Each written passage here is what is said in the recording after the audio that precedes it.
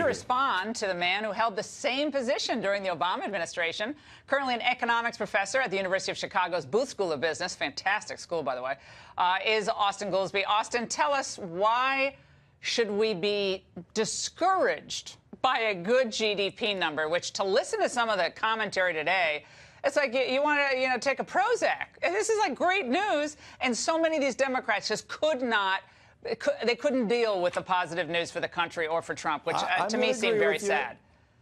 Yeah, look, I'm going to agree with you. I do find that sad, and you could see that there were a bunch of Democrats who were just trying to spin it in a partisan way. There's nothing bad about having a 4% GDP growth number. That's good. That's good for America, and the president is entitled to say this was a good number. You could see he was beaming with pride.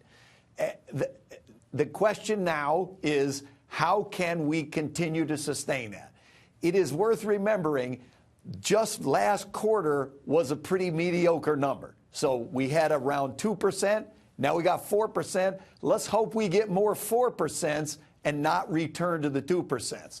But I don't think there's anything that you should convince yourself that was bad about this number. It wasn't bad.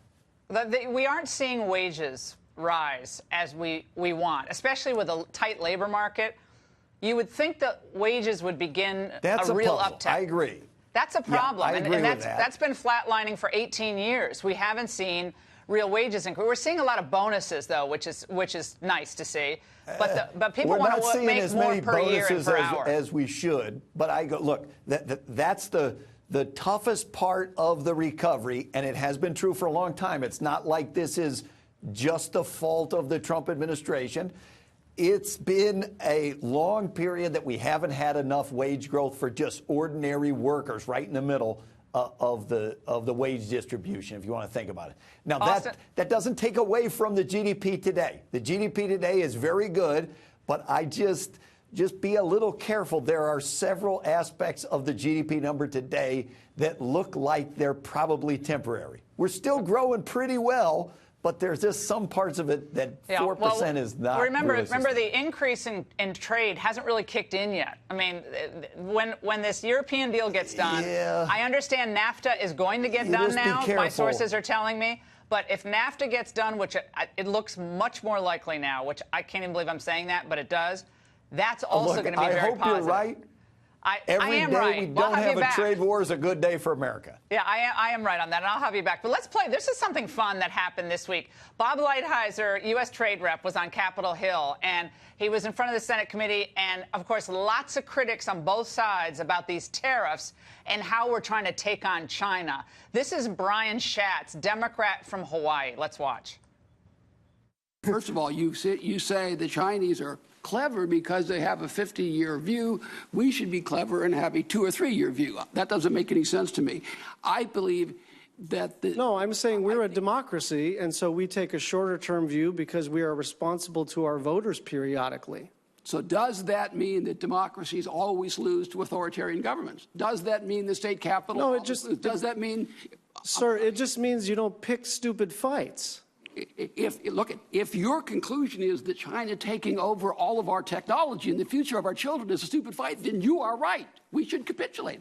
My view is that's how we got where we are. So I don't think it's a stupid fight. That didn't get enough play, but I thought that encapsulated so much of what the Trump economic agenda is all about. Don't cede to China. Don't be part of the China Surrender Caucus. Fight for every job. Fight for every opportunity. And Lighthizer is an underrated rock star in this administration. Close it out. Well, all I would say is if your main thing is about confronting China, don't pick 7 fights while carrying a 6-shooter. That's the gunfighter's credo, and that's been our problem. Our natural allies to stop Chinese intellectual property violation would be the very countries that we're threatening trade wars with. So they're working with us, Austan. They're all working with us. The EU is working with us. Korea already cut a new deal. They are not all working with us. All right, Korea cut a new deal months ago. Yeah, they did. They cut a new deal months ago. Europe's already renegotiating with us. Mexico's about to renegotiate NAFTA.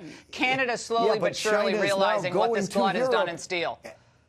and the Europeans are joining with China to file grievances against us at the WTO. Oh, bring it on. That's just not even serious. That's just a liberty. Let's Austin, not bring it on. we're out Let's of time. find a way to confront China to help us. We can just incorporate we tried. We're out of allies to time. do We're out it. of time.